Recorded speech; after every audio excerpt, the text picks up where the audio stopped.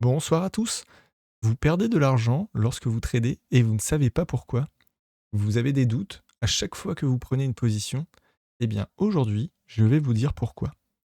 Eh bien, tout simplement, ça se résume en un mot. Vous n'avez pas de stratégie. Qu'est-ce que j'entends par là? C'est-à-dire que lorsque vous prenez une position, à l'achat ou à la vente, vous n'avez pas clairement d'objectif de fixer pour sortir de votre position. C'est-à-dire que là, par exemple, si on prend n'importe quel marché, donc là je suis sur le TH, on pouvait voir par exemple qu'à un moment, on avait une phase de range.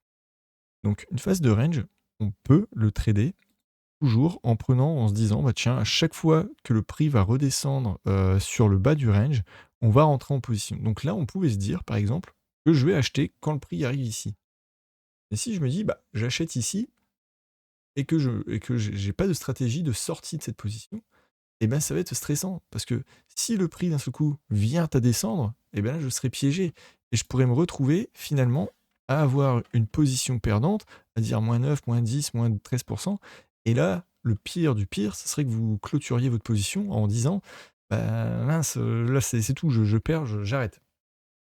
Donc, quand vous prenez une position, si vous n'êtes pas serein avec votre position, c'est que vous n'avez pas clairement défini un objectif sortir de votre position, donc un objectif de profit, et ce qu'on appelle également un objectif de perte. Donc globalement, si je reprends mon range ici, je pouvais dire, bah, moi, si je prends position, si j'achète ici, l'objectif que je me fixe, c'est que si le prix réatteint le haut de ce canal, donc le haut du range, eh ben, je vais sortir en profit. Donc je vendrai ce que j'avais acheté, je le vendrai à ce niveau de prix-là.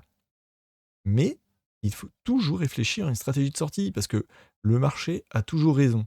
Donc si finalement le marché avait envie de me dire, «Non, je vais pas remonter, je vais descendre», eh bien il faut se dire: «Bah, qu'est-ce que je fais? Si jamais le prix redescend ici, eh ben je vais vendre». Alors je vais vendre à perte, mais vendre à perte, ça veut dire juste j'accepte ma perte. J'accepte d'avoir pris une position, qui n'était pas la bonne, qui n'était pas la bonne.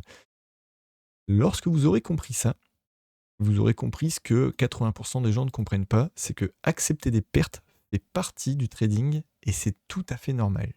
Sachez une chose, même les professionnels qui travaillent dans des grosses institutions ne réussissent pas 80 ou 100 de leurs trades. Ils sont au mieux à 50-55 de réussite. Donc vous allez me dire, comment ils font du coup pour gagner de l'argent s'ils gagnent une fois sur deux? Parce que 50 globalement, c'est je gagne un trade sur deux, ce qui est, à premier abord, qui peut paraître peu. Eh ben, si jamais pour être rentable en gagnant un trade sur 2, c'est tout à fait possible, mais il faut respecter une certaine stratégie. Regardez par exemple, donc là, si je prends position ici, je fixe mon objectif en disant: «Bah, je sors à 16. Mais par contre, si le prix descend, sous le dernier point bas, globalement, eh bien, je sors et j'accepte une perte de 4,77.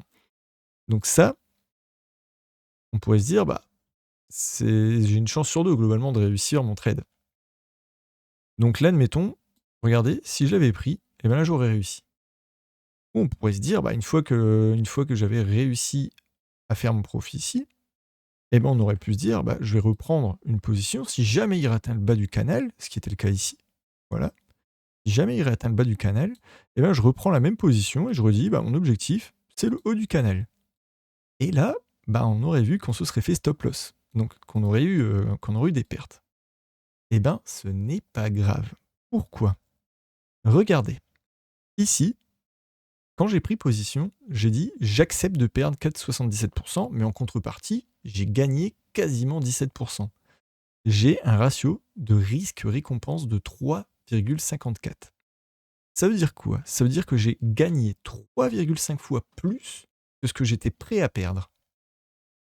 Ce qui fait qu'au trade suivant, même si je reprenais le même ratio, alors là j'étais à 3,22, mais c'est parce que voilà, il y a une toute petite différence de prix.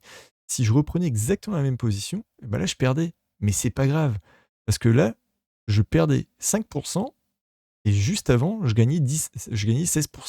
Donc finalement, j'ai gagné 3 fois plus que ce que j'ai perdu sur le trade d'après. Et ça, c'est une stratégie. Si votre ratio risque-récompense est bien, proportionné sur chacune de vos prises de position, vous pouvez vous permettre de perdre des trades, c'est normal, ça fait partie du jeu, mais À long terme, si vous prenez 5, 8, 10, 20 trades et que vous avez toujours ce ratio de bien respecter et que vos prises de position ne sont pas n'importe comment, hein. Là, je veux dire, je suis pas rentré quand le prix était ici, je suis pas sorti quand le prix était ici. Si vous prenez des bons trades, même si vous avez gagné 1 sur 2, en respectant ce ratio-là, vous serez gagnant sur le long terme, malgré le fait que vous perdiez un trade sur 2. Ce fameux ratio, un des conseils que je peux vous donner, c'est de respecter le fait qu'au minimum, sur chacune de vos prises de position, idéalement, il doit se rapprocher de 2. Vous pouvez accepter de prendre un ratio de 1,5, mais ça sera moins efficace. Vous mettrez plus de temps à être rentable sur le long terme. Plus le ratio se rapproche de 2 ou supérieur à 2, plus vous aurez de chances d'être rentable rapidement sur le long terme. Voilà. Donc maintenant, si vous prenez des positions, essayez toujours de vous fixer un seuil de perte, ce qu'on appelle un stop loss, et un seuil de profit, et essayez toujours de surveiller ce ratio. Et vous verrez que vous pourrez aller vous prendre une position là le soir à 20h18, aller vous coucher, vous lever le lendemain matin, et peu importe ce que le marché aura fait, qu'il soit descendu ou qu'il soit monté, vous pourrez dormir sur vos 2 oreilles, car vous savez que vous avez une stratégie fixée à l'avance et que peu importe ce qui se passe sur le marché, sur le long terme, vous serez gagnant.